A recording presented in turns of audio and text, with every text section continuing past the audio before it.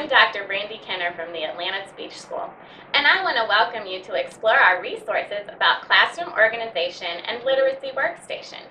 You can find these in our online K-3rd resource library on our Cox campus at coxcampus.org. Let's consider a myth about classroom arrangement. It says that students need to sit in desks in rows, facing the teacher so they can pay attention and focus. This will allow everyone to be working on the same learning activities at the same time and following along as the teacher instructs. However, the truth is that the majority of children's learning day should be spent in small group interactions that are tailored to meet their individual and specific needs. Planning and creating literacy workstations in your classroom is the most effective way to organize your literacy block to ensure that small group targeted reading instruction can actually take place. Literacy workstations allow children to practice already learned language and literacy skills while the teacher engages one specific small group at a time in targeted explicit instruction.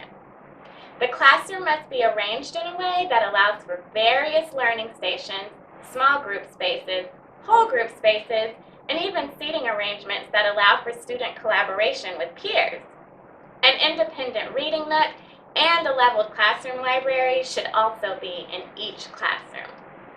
All workstation materials should be accessible and at children's eye levels. And a word wall should be visible and accessible for sight words to be gradually and explicitly taught. So here's one rule of thumb with wall arrangements.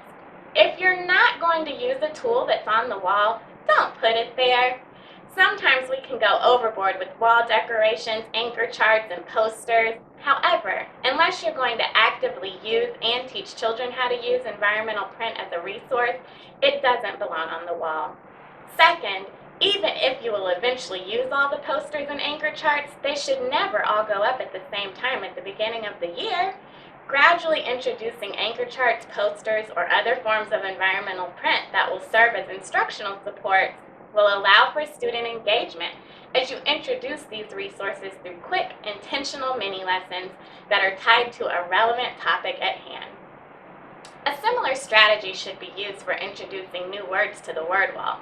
Your school year should begin with a blank word wall that contains only the letters of the alphabet. Then, gradually add 2 to 3 words per week at the beginning of each week, starting with the names of each child in your class.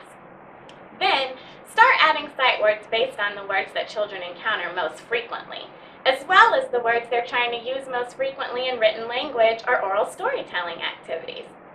Following these tips will ensure that children can navigate your classroom effortlessly, providing opportunities for individualized practice as well as individualized small group explicit and systematic instruction.